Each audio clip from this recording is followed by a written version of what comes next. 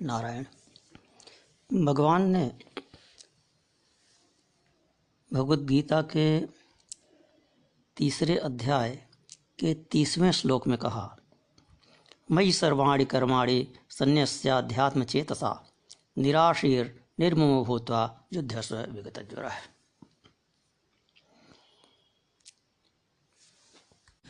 अर्थात संपूर्ण कर्मों को मुझे अर्पण करते हुए आशा एवं ममता से रहित होकर, विगत ज्वर होकर अर्थात निशंक होकर युद्ध करो। संन्यास का यहाँ क्या अर्थ है? अध्यात्म चेतसा का क्या अर्थ है? मयि सर्वाणि कर्माणि सन्न्यस्याध्यात्म चेतसा। इसका अर्थ है कि मुझ में सब कर्मों का संन्यास कर दो। संन्यास शब्द यहाँ सन्यासी के अर्थ वाला नहीं है। संन्यास आश्रम के अर्थ में यहाँ संन्यास का प्रयोग नहीं हुआ है। सम्यक न्यास, सम्यक रूप से स्थापित करना, सम्यक रूप से निक्षेपित करना, सम्यक रूप से अर्पित करना। भगवान में सभी कर्मों को सम्यक रूप से अर्पित कर दीजिए। यहाँ संन्यास का यह तात्पर्य है। यह सभी के लिए है, यह केवल सन्यासी के लिए नहीं कह रहे हैं, अपितु यह अन्य लोगों के लिए कह रहे हैं। कर्मों का पूरा भार भगवान के ऊपर डाल दीजिए। वे ही प्रेरक हैं, वे ही निर्माता हैं, निर्वाहक हैं, वे ही फलदाता हैं। समर्पण कैसे करना है? समर्पण लौकिक दिखाई देने वाली वस्तु की भांति नहीं करना है। समर्पण भावना से करना है और समर्पण दृष्टिकोण से करना है। केवल दृष्टिकोण बदल देना है। कर्म वही होगा, दृष्टिकोण बदल जाएगा। केवल जो अपने लिए कर रहे हैं उसको यह समझकर करें कि मैं भगवान के लिए कर रहा हूँ। अध्यात्म चेतसा, अध्यात्म अर्थात शरीर के भीतर, शरीर के भीतर जो क्रिया प्रतिक्रिया हो रही है उसका नाम है अध्यात्म। भीतर दृष्टि को ले जाइए और देखिए कि इस यंत्र का संचालन कैसे हो रहा है। शरीर में प्रकृति अपना काम कैसे कर रही है, प्रकृति के गुण अपना काम कैसे कर रहे हैं। फिर यह दृष्टिकोण रखिए कि प्रकृति अपना काम कर रही है, इंद्रियां अपना अपना काम कर रही हैं, मैं कुछ नहीं कर रहा हूं। जो यह समझता है कि मैं कर रहा हूं उसी को मूढ़ कहा गया है। अहंकार मूढ़ात्मा कर्ता अहम इति मन्यते। तो जो इस प्रकार से कर्म करते हैं वे कर्म बंधन से मुक्त हो जाते हैं, पहले के कर्म बंधनों से मुक्त हो जाते हैं, और जो कर्म हो रहे हैं उनके बंधन में नहीं पड़ते। और जो इसके विपरीत करते हैं वे नष्ट हो जाते हैं। ऐसा भगवान ने कहा। कहे जो मेरे इस मत का आदर करते हैं, इस प्रकार कार्य करते हैं, वे मुक्त हो जाते हैं कर्मों से, अन्य लोग नष्ट हो जाते हैं। ये मे मतमिदम नित्यम अनुतिष्ठन्ति मानवा श्रद्धावन्तो अनसूयन्तो मुच्यन्ते तेऽपि कर्मभिः जो एते तभ्यसूयन्तो नानुतिष्ठन्ति मे मतम सर्वज्ञान विगूढ़ांस्तान् विनष्टान् चेतसः। तो प्रश्न होगा कि आपकी बात को लोग मानते क्यों नहीं? भगवान की बात को लोग मानते क्यों नहीं? भगवान की आज्ञा को अर्थात शास्त्र आज्ञा को लोग मानते क्यों नहीं हैं? भगवान सर्वसमर्थ हैं, अपनी ही आज्ञा का पालन नहीं करवा पाते हैं, ऐसा क्यों है? तो इसके उत्तर में कहते हैं सदसंचेष्ट से स्वस्थ्या प्रकृति ज्ञानवान अपि प्रकृति जानते भूतानि निग्रह किं करिष्यति। 33वें श्लोक में कहे कि सब लोग अपने अपने प्रकृति के अनुसार, अपने अपने पूर्व जन्म के संस्कारों के अनुसार, जो इस जन्म में उनको स्वभाव मिला हुआ है उसके अनुसार कार्य करते हैं। इसमें निग्रह क्या करेगा? निग्रह अर्थात शास्त्र आज्ञा क्या करेगी? इसमें मेरी आज्ञा क्या करेगी? इसमें गुरु की आज्ञा क्या करेगी? जिसकी ऐसी प्रकृति बन गई है, जिसका जैसा स्वभाव है वैसा करता ही है। मूर्ख भी अपने स्वभाव के अनुसार कार्य करता है, ज्ञानी भी अपने स्वभाव के अनुसार कार्य करता है। प्रकृति क्रियमाणानि गुणैः कर्माणि सर्वशः अहंकार मूढ़ात्मा करता हमें तो बनते। अध्याय 18 में भी कहे हैं स्वभाव जेन कौन्तेय निबद्ध स्वेन कर्मणा कर्तुं नेच्छस जन्मोहात् करिष्यस्य वशोभितत्, कि स्वभाव के कारण तुम्हें जो वर्ण मिला है, जिस कुल में जन्म मिला हुआ है, पूर्व जन्म के संस्कार के कारण, पूर्व जन्म के कर्मों के कारण जिस कुल में जन्म मिला हुआ है और पूर्व जन्म के संस्कार के कारण जैसा इस जन्म में स्वभाव बना हुआ है उसी के अनुसार तुम कार्य करोगे। यदि नहीं करना चाहोगे तो भी उसी के अनुसार करोगे। अधिष्ठानम तथा कर्ता करणं च पृथक विधम विविधाश्रय पृथक चेष्टा दैवं चैवात्र पंचमम शरीरमां मनोभिर्यत् कर्म प्रारभते नरः न्यायं वा विपरीतं वा पंचैते तस्य हेतवः। अपने आप को 5 जनों के किए हुए काम का कर्ता मान बैठते हैं। 5 जन कौन? पंचजन कौन? ये जो पंच महाभूत हैं, इन्हीं को यहाँ पंच कहा, पंचजन कहा। तो इन्हीं के कार्य हैं और उन्हें हम अपना मान बैठते हैं। तो ये पंचजन अर्थात पंचजन द्वारा निर्मित यह शरीर जो क्षिति जल पावक गगन समीरा से निर्मित है, इन 5 तत्वों से निर्मित, 5 महाभूतों से निर्मित यह शरीर, कर्ता चिदाभास,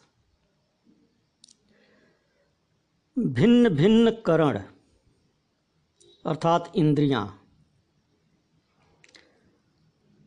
और स्वभाव के अनुसार तरह तरह की चेष्टाएं और 5वां है प्रारब्ध।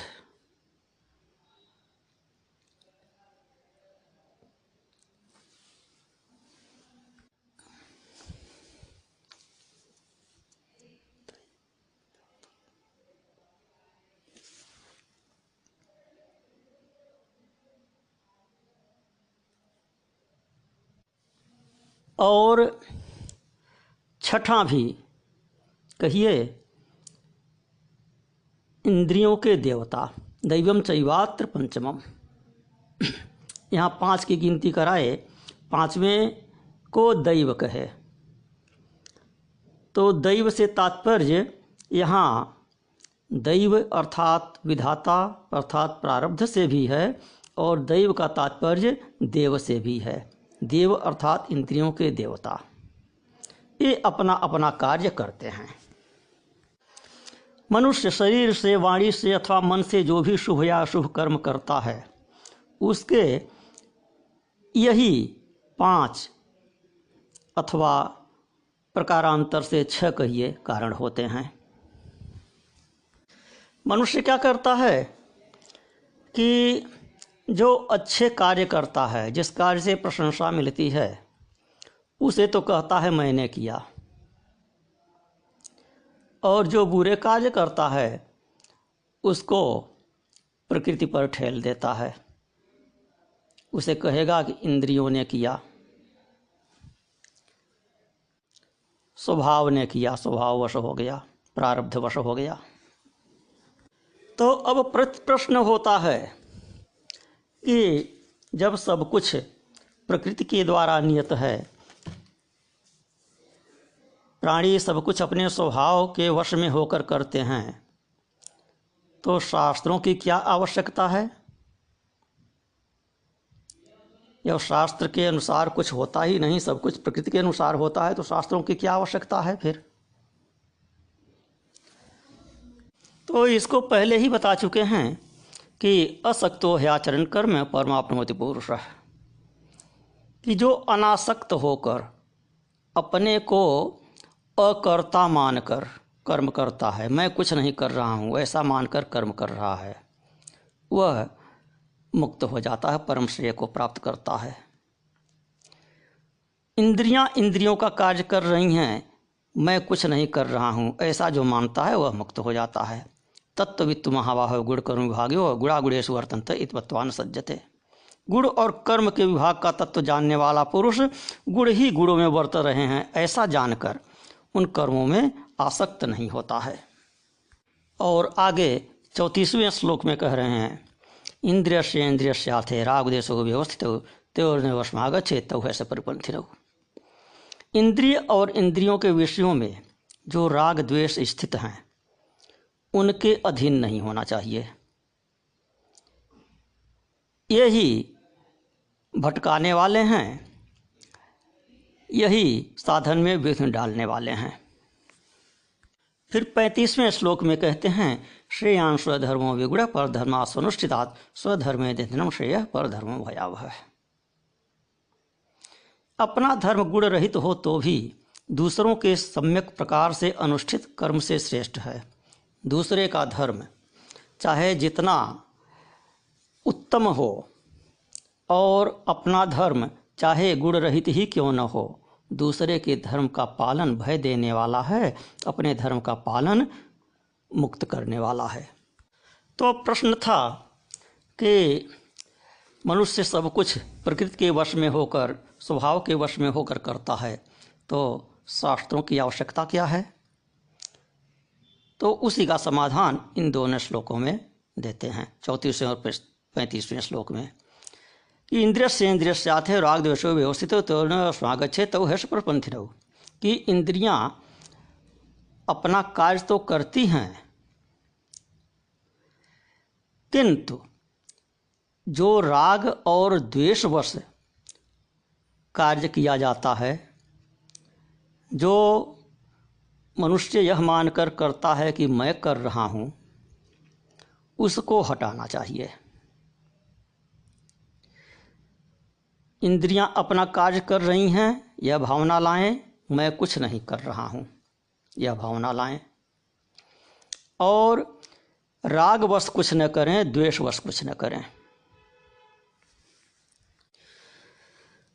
प्रत्येक इंद्रियों का अपने अपने विषयों में राग तथा द्वेष अवश्यंभावी है।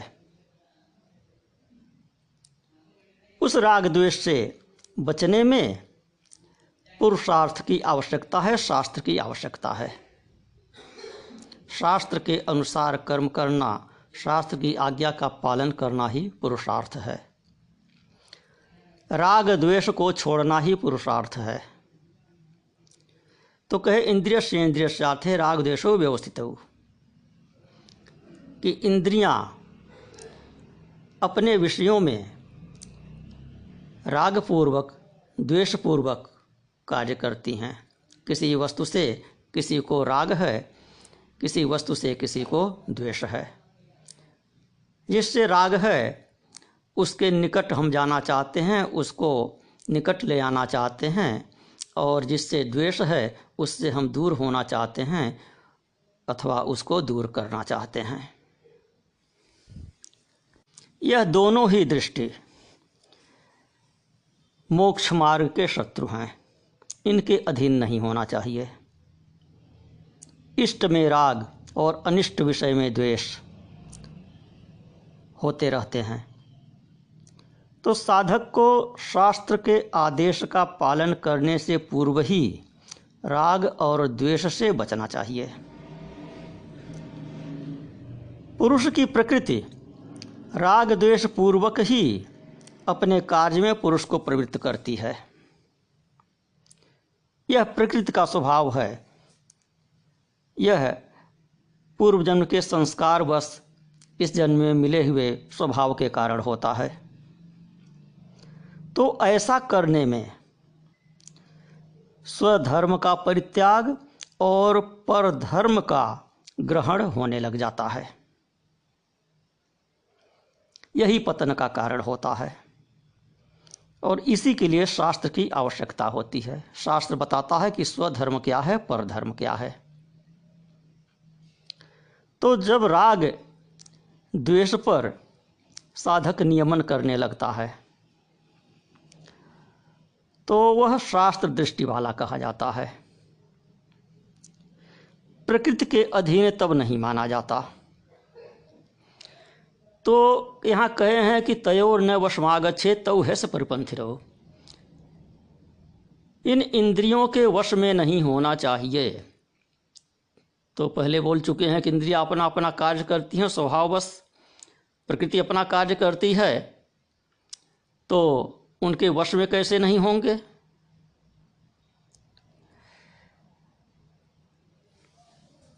तो कहे कि राग द्वेषो व्यवस्थित हो।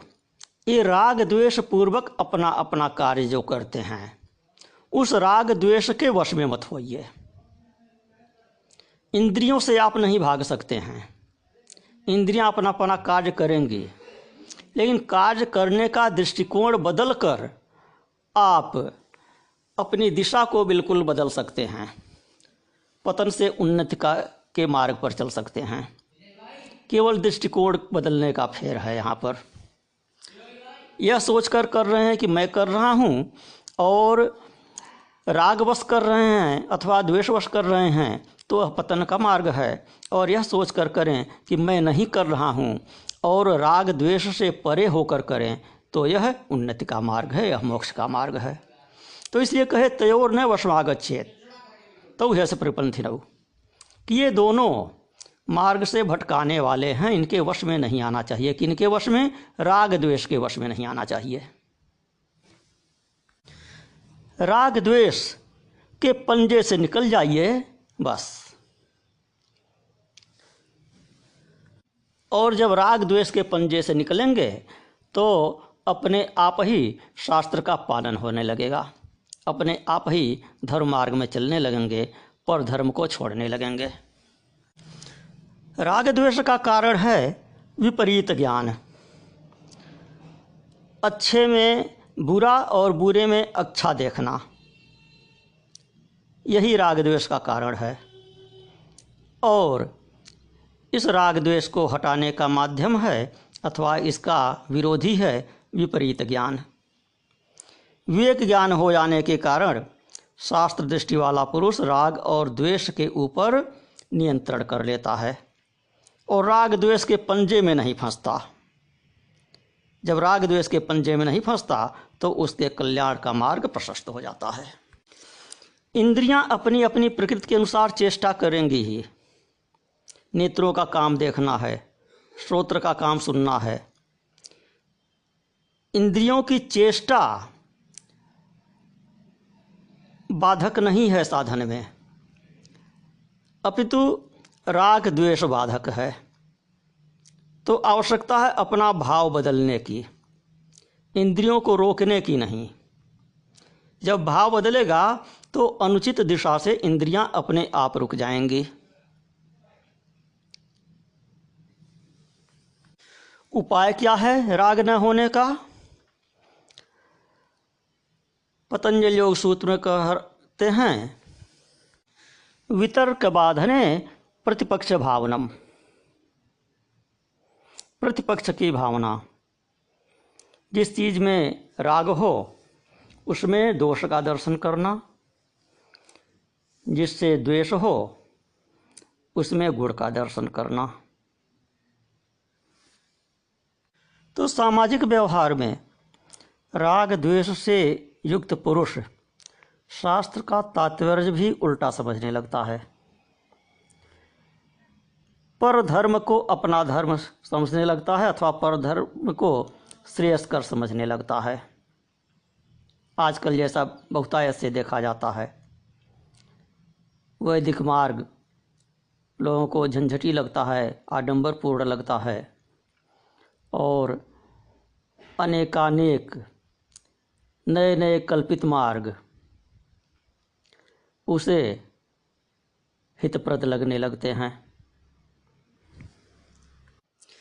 अपने धर्म का पालन नहीं करता, सनातन धारा में रह कर नहीं चलना चाहता, क्रांति खोजता है, अर्थात सनातन से हटकर कुछ खोजता है, और वह क्रांति थोड़े ही दिन में लुप्त हो जाती है, भटका करके गिरा करके लुप्त हो जाती है। कोई इस्कान की ओर भाग रहा है, कोई साईं की ओर भाग रहा है, कोई इस्लाम की ओर भाग रहा है, कोई ईसाईयत की ओर भाग रहा है, कोई बौद्ध की ओर भाग रहा है, नए नए पंथों की ओर लोग भाग रहे हैं। स्वधर्म झंझटी लग रहा है, अप्रिय लग रहा है, पर धर्म प्रिय लग रहा है। यद्यपि भगवत गीता में जो स्वधर्म की बात कही गई वह स्वधर्म वर्णाश्रम धर्म के लिए है, ब्राह्मण क्षत्रिय वैश्य शूद्र, जिसके लिए जो धर्म निर्धारित है उसी का पालन करना स्वधर्म का पालन है। उसको विस्तृत अर्थों में आजकल पंथों से भी तात्पर्य ले सकते हैं। तो आजकल पर धर्म को लोग श्रेयस्कर समझने लगे हैं, स्वधर्म को हीन समझने लगे हैं, भूलने लगे हैं। जिस वर्ण और जिस आश्रम के लिए शास्त्र ने जिस कर्तव्य कर्म का विधान किया है वह उसका स्वधर्म है।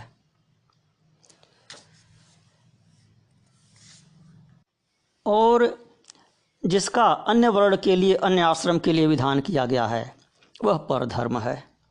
तो वह परधर्म चाहे जितना अच्छा हो वह भयावह है। उस परधर्म का आप पूर्णतया पालन करें तो भी वह भयावह है, और अपना धर्म थोड़ा सा भी पालन किया जाए और अपने धर्म में चाहे कुछ दोष ही हों तो भी उन्हीं का पालन कल्याणकारक है। स्वधर्म का पालन करते हुए मर जाना भी श्रेष्ठ है, किंतु परधर्म का पालन नरक इत्यादि भय को ही प्रदान करता है। अर्जुन परधर्म में प्रवृत्त हो रहा था,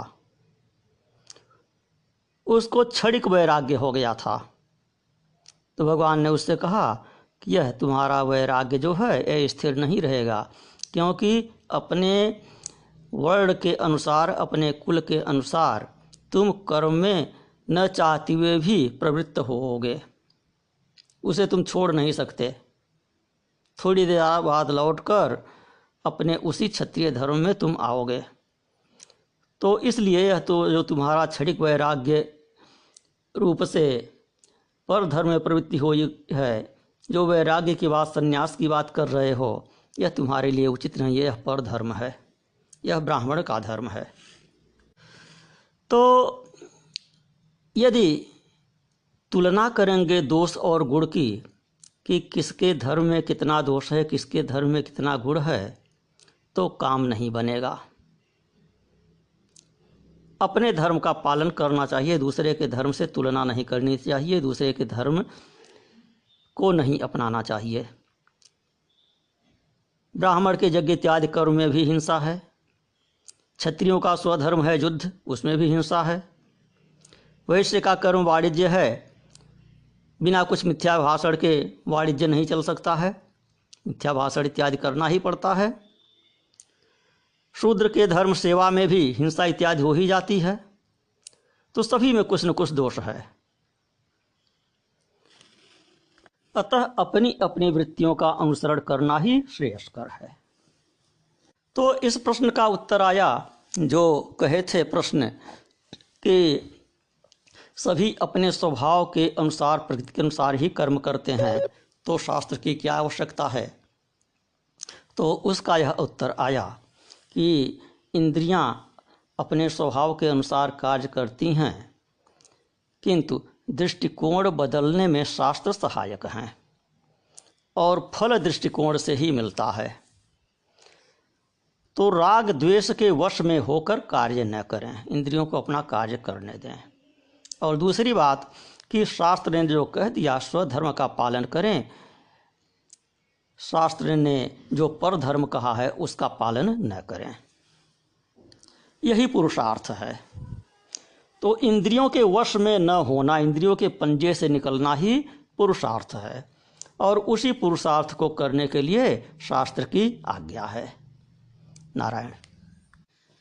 और बता दें कि अपनी अपनी प्रकृति के अनुसार तो पशु पक्षी इत्यादि भी कार्य करते हैं, मनुष्य से उसमें विशेषता क्या रही?